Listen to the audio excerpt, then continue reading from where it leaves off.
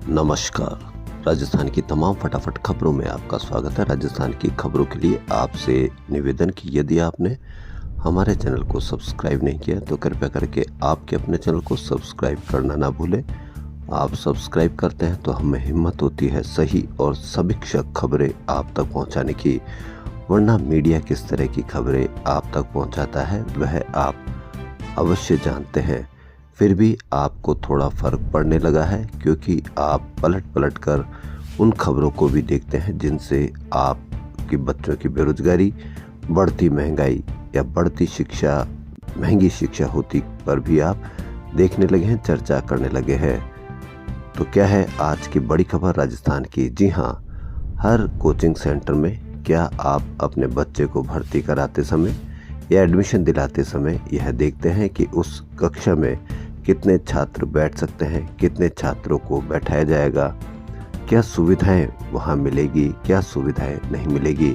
और जैसे ही कोई हादसा होता है तो पूरे राजस्थान की कोचिंग सेंटरों पर आप जा के इस तरह के देखते हैं कि बच्चों को क्या सुविधाएं मिल रही है। फिर 2-4 दिन के बाद फिर आप भूल जाते हैं। ऐसा ही एक महेशनगर इलाके जयपुर में गोपालपुरा बाईपास स्थित एक कोचिंग के क्लासरूम में अचानक जहरीली गैस फैलने से 7 छात्राओं सहित 10 लोग बेहोश हो गए, जिन्हें पास के अस्पताल पहुंचाया गया, जहां से प्राथमिक उपचार के बाद 4 को सीके बिरला हॉस्पिटल रेफर कर दिया गया। कोचिंग के क्लासरूम में विद्यार्थियों की बेहोश होने की खबर फैलते ही कई छात्र नेता मौके पर पहुंचे और विरोध प्रदर्शन करने लगे। देर रात तक कोचिंग के बाहर छात्र नेताओं का धरना जारी था। उनकी मांग है कि कोचिंग प्रबंधन के खिलाफ केस दर्ज कर कार्रवाई की जाए। कार्रवाई क्या होगी? केस दर्ज हो जाएगा तो क्या हो जाएगा, जबकि यह आपके बच्चों से संबंधित खबर है। एनओसी की भी जांच हो। इस दौरान पुलिस व एसडीएम रोजश जाखड़ समझाइश करने पहुंचे। क्लास में प्रत्यक्षदर्शी छात्र ने बताया कि रविवार को करीब 350 बच्चे पढ़ रहे थे। एग्जाम होने के कारण स्टूडेंट कम थे, अन्यथा इस क्लास में संख्या और ज्यादा रहती है। इस दौरान शाम 5:30 बजे अचानक रूम में बदबू आई और 15 से 20 विद्यार्थी को खांसी आना शुरू हो गई। कोचिंग प्रबंधन स्टूडेंट को जैसे ही बाहर निकालना शुरू किया तब तक 10 बेहोश हो चुके थे, जिनमें 7 छात्राएं भी शामिल थी। बताया गया कि पास वाली बिल्डिंग में पीजी चलता है। दोनों बिल्डिंगों के बीच की गली में सीवर के पाइप लगे और बदबू फैली हुई है। प्रथम दृष्टया पीजी के किचन में कुछ बनाने के दौरान एग्जॉस्ट चलाने से बदबू फैल गई, जो कोचिंग क्लासरूम में और पीजी के किचन तक चली गई, क्योंकि पीजी का रसोइया भी बेहोश हुआ है। इलाज होने के बाद पुलिस सभी विद्यार्थियों को मेडिकल कराने के लिए सरकारी अस्पताल ले गई। उधर सूचना मिलने पर ग्रेटर निगम मानसरोवर जोन की टीम जांच के लिए पहुंची, लेकिन तब तक कोचिंग प्रबंधन ने बिल्डिंग के ताले लगा दिए थे। घटना के बाद राजस्थान यूनिवर्सिटी के छात्र संघ अध्यक्ष निर्मल चौधरी, एनएसयूआई के प्रदेश अध्यक्ष विनोद जाखड़, महेश चौधरी, नीरज खीचड़ सहित कई नेता मौके पर पहुंचे। इस दौरान निर्मल चौधरी की पुलिस से कहासुनी होने पर छात्र उग्र हो गए। उसके बाद छात्र नेताओं के नेतृत्व में विद्यार्थी कोचिंग के बाहर धरने पर बैठ गए।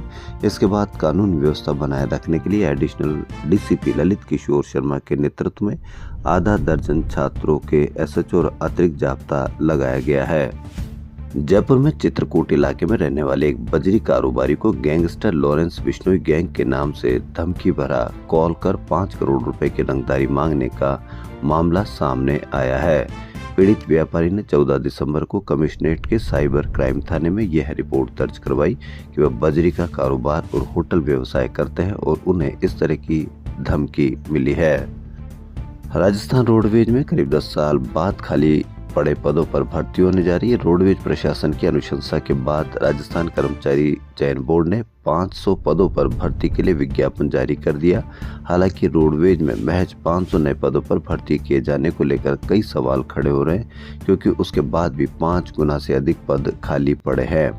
ये 5 गुना से अधिक पद ये तो तब के हैं जब बहुत पुरानी वैकेंसियां है। आज के युग के हिसाब से या आज के समय के हिसाब से देखा जाए तो और भी कई अधिक पद निकल सकते हैं।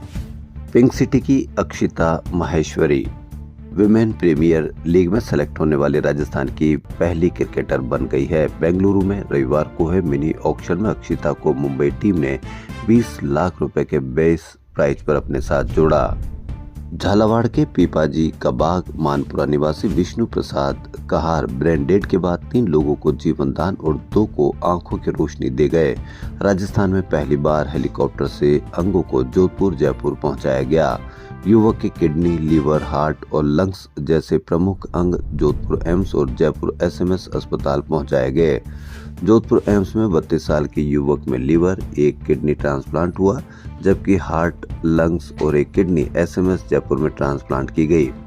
विष्णु एक झगड़े में घायल हो गए थे। उन्हें 10 दिसंबर को झालावाड़ के एआरजी हॉस्पिटल में ब्रेन डेड घोषित कर दिया गया था। 13 दिसंबर की रात से अंगों को निकालने की प्रक्रिया शुरू की गई और 15 दिसंबर को सुबह करीब 10:30 बजे हेलीकॉप्टर से अंगों को जोधपुर और जयपुर भेजा गया। झालावाड़ में 2 ग्रीन कॉरिडोर बनाए गए और जिसमें 250 पुलिसकर्मी तैनात किए गए। जोधपुर जयपुर में ग्रीन कॉरिडोर बनाया गया। राजस्थान की सबसे बड़ी पानी की पीकेसी एआरसीपी लिंक परियोजना से 4 साल में 8 जिलों यानी पुराने 33 जिलों के हिसाब से को पेयजल का लाभ मिलने लगेगा। तैयारी हो चुकी है। प्रधानमंत्री नरेंद्र मोदी मंगलवार को जयपुर में इसका शिलान्यास करेंगे। इसके साथ ही कई वर्षों से भाजपा कांग्रेस में राजनीतिक मुद्दा रहे प्रोजेक्ट से 21 जिलों के लोगों को पेयजल की बड़ी समस्या का समाधान मिलेगा। इसके तहत नवनेरा बेराज से पानी गलवा बांध तक, फिर 2 हिस्सों में इसरदा बांध और बीसलपुर बांध पहुंचेगा। नवनेरा से चंबल नदी पर जल सेतु बनाकर पानी मेज नदी तक आएगा। यहां से पंपिंग कर पहले से बने गलवा बांध तक जाएगा। यानी पीकेसी एआरसीपी 4 साल में 8 जिलों तक पहुंचेगा पानी, मिटेगा पेयजल संकट। यह एक राजस्थान के लिए बड़ी खबर। कर्मचारी चयन बोर्ड की प्रस्तावित ड्राइवर भर्ती में न्यूनतम आयु भले ही 18 वर्ष हो, लेकिन नियमों के तहत हैवी ड्राइविंग लाइसेंस व अनुभव की शर्त के चलते युवा 21 वर्ष की आयु से पहले आवेदन नहीं कर पाएंगे। चयन बोर्ड की विज्ञप्ति में असमंजस के कारण हजारों अभ्यर्थी एग्जाम क्लियर करने के बावजूद भर्ती प्रक्रिया से बाहर हो जाएंगे। उधर सिलेबस में कुल 120 सवालों में से राजस्थान बेस्ड डायरेक्ट केवल 20 सवाल होने से अभ्यर्थियों ने सोशल मीडिया पर नाराजगी जताई है।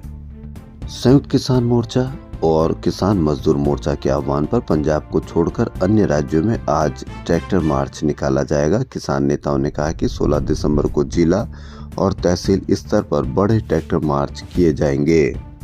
वहीं तमिलनाडु में 15 जगहों पर रेल भी रोकी जाएगी। इसके बाद 18 दिसंबर को पंजाब में दोपहर 12 से 3 बजे तक रेल रोको कार्यक्रम किया जाएगा। इसके बाद ही किसान दिल्ली कूच करेंगे। रीट 2024 के लिए आवेदन सोमवार यानी आज से शुरू होंगे। परीक्षा 27 फरवरी को होगी। राजस्थान माध्यमिक शिक्षा बोर्ड ने तय किया है कि परीक्षा प्रदेश के सभी जिलों में कराई जाएगी। यानी राजस्थान के सभी 50 जिलों में परीक्षा सेंटर बनाए जाएंगे। माध्यमिक शिक्षा बोर्ड सोमवार से आवेदन के लिए पोर्टल ओपन करेगा। ये आवेदन 15 जनवरी 2025 तक ऑनलाइन होंगे। आज रंग है। नाट्य संध्या के विहंगम दृश्य और संगीत के सुरों से सजी प्रस्तुति। खुले आसमान के नीचे जगमगाती चांदनी रात में खचाखच भरा जवाहर कला केंद्र जयपुर का मध्यवर्ती सभागार। रविवार को जयरंगम उत्सव का अंतिम दिन आज रंग है के कला के भव्य रंगों से सरोबार हो गया। इसमें गायकी, संवाद और अभिनय की अद्भुत झलक देखने को मिली। नाटक में भव्य मेहराब, झरोखे से सजे मंच में और पारदर्शी पर्दे के पीछे बैठे संगीतकार अमीर खुसरो के प्रसिद्ध कव्वाली मन कुंतो मोला के सुरों के साथ नाटक प्रारंभ होता है। खूबसूरत दृश्यांकन में हजरत अमीर खुसरो के जीवन काल, संस्मरण और उनके सृजनात्मक कार्यों की पृष्ठभूमि के मध्य एक प्रेम कहानी की तलाश करती संगीतमय समृद्ध प्रभावी नाट्य मंचन हुआ। दर्शकों का प्रस्तुति के लाजवाब प्रदर्शन के ताने बाने ने मन मोह लिया। नाटक 2 मासूम लड़कियां अमीना और विद्या संगीत के 2 पुराने दिग्गज बुद्धिमान मूर्ख मुन्नू उनके माध्यम से खुसरो के जीवन की एक झलक पूर्वा नरेश के निर्देशन में प्रस्तुत हुई। अल्बर्ट हॉल पर जयपुर में 30 घंटे तक लगातार चले सिंगिंग मेडले ने golden book of world records में जगह बनाई थी। मौका था बॉलीवुड के शोमैन राज कपूर के 100वें जन्मदिन के उपलक्ष्य में आयोजित संगीतमय सुरमाला आवारा हूं कार्यक्रम का। इसे नॉन स्टॉप संगीत मैराथन के दौरान 425 से अधिक नगमे प्रस्तुत किए गए। रोटरी क्लब जयपुर क्राउन और उड़ान की ओर से आयोजित इस कार्यक्रम का रविवार को समापन हुआ।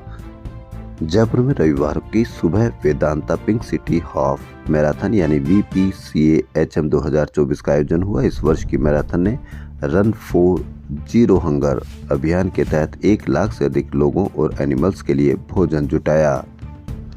जयपुर में आबकारी विभाग की ओर से शराब कारोबारियों को विभाग द्वारा नए नियम बनाकर परेशान करने के खिलाफ रविवार को शराब कारोबारियों का गुस्सा सड़क पर उतर गया।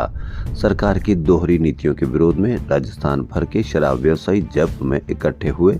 इस दौरान लीकर कॉन्ट्रैक्टर यूनियन राजस्थान के बैनर तले शराब कारोबारियों ने मानसरोवर में महाकुंभ का आयोजन किया।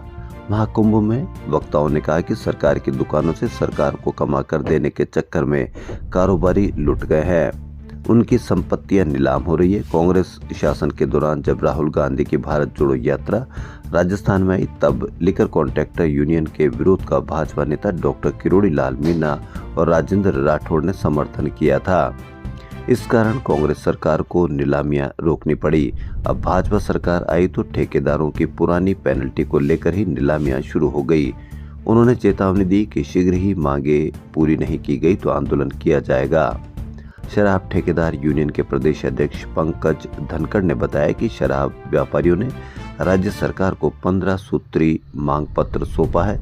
इसमें शॉप खोलने का समय रात 11 बजे तक करना भी शामिल है, क्योंकि आप जानते हो 8 बजे के बाद भी शराब कारोबारी शराब बेचते नजर आते हैं। आप किसी भी दुकान पर जाकर इसको तलाश कर सकते हैं। इस मौके पर राजस्थान में शराब की नई नीति के बहिष्कार करने की बात कही। इस दौरान यूनियन के प्रदेश उपाध्यक्ष प्रीतम सिंह, महासचिव मनोहर सिंह भाटी, प्रदेश सचिव सिराजुद्दीन पंवार, संयुक्त सचिव धनराज मीणा, संगठन मंत्री जय सिंह गुर्जर ने भी संबोधित किया। राजस्थान कांग्रेस कमेटी के प्रदेश अध्यक्ष गोविंद सिंह डोटासरा ने 16 दिसंबर को प्रदेश कांग्रेस कमेटी पदाधिकारियों की बैठक बुलाई है। कांग्रेस कमेटी के महासचिव स्वर्णिम चतुर्वेदी ने बताया कि राजस्थान कांग्रेस मुख्यालय पर 16 तथा 17 दिसंबर को राजस्थान प्रदेश कांग्रेस कमेटी के पदाधिकारियों की बैठक प्रदेश अध्यक्ष गोविंद सिंह डोटासरा की अध्यक्षता में होगी। बैठक में संगठनात्मक विषयों के साथ भविष्य की कार्य योजना पर चर्चा कर निर्देश देंगे। में कांग्रेस नेता बुधवार को गवर्नमेंट हॉस्टल स्थित शहीद स्मारक से राजभवन तक पैदल मार्च करेंगे। कांग्रेस प्रदेश अध्यक्ष गोविंद सिंह डोटासरा के नेतृत्व में होने वाले इस पैदल मार्च में राजस्थान भर के कांग्रेस पदाधिकारी व कार्यकर्ता शामिल होंगे। कांग्रेस का आरोप है कि उद्योगपति गौतम अडानी और उनके सहयोगियों पर अमेरिका के न्याय विभाग द्वारा लगाए आरोपों पर केंद्र सरकार की उदासीनता व संसदीय चर्चा को जानबूझकर रोकने के मुद्दे पर विरोध प्रदर्शन किया जाएगा। मुख्यमंत्री भजनलाल शर्मा ने कहा कि हमारी सरकार के कार्यकाल का पहला वर्ष उपलब्धियों भरा रहा है। हमारी सरकार ने पहले साल में ही प्रदेशवासियों के जीवन में सकारात्मक बदलाव लाने में सफलता पाई है और आने वाले 4 वर्षों में हम प्रदेशवासियों से आप अग्रणी राजस्थान संकल्प पत्र में किए गए हर वादे को पूरा करेंगे। उन्होंने कहा कि सरकार हर साल अपने काम का हिसाब भी आमजन के बीच रखेगी। मुख्यमंत्री रविवार को जयपुर की पिंजरापोल गौशाला में आयोजित अंत्योदय सेवा शिविर समारोह को संबोधित कर रहे थे। मुख्यमंत्री ने कहा कि 1 साल पहले हमारी सरकार ने राजस्थान की जनता की सेवा करने की शपथ ली थी। जब हमने ये शपथ ली उससे पहले प्रदेश में महिलाओं के लिए असुरक्षा का माहौल था। युवा पेपर लीक की मार झेल रहे थे। जल जीवन मिशन का कार्य ठप पड़ा था और गरीब भ्रष्टाचार और शोषण के दलदल में फंसा था।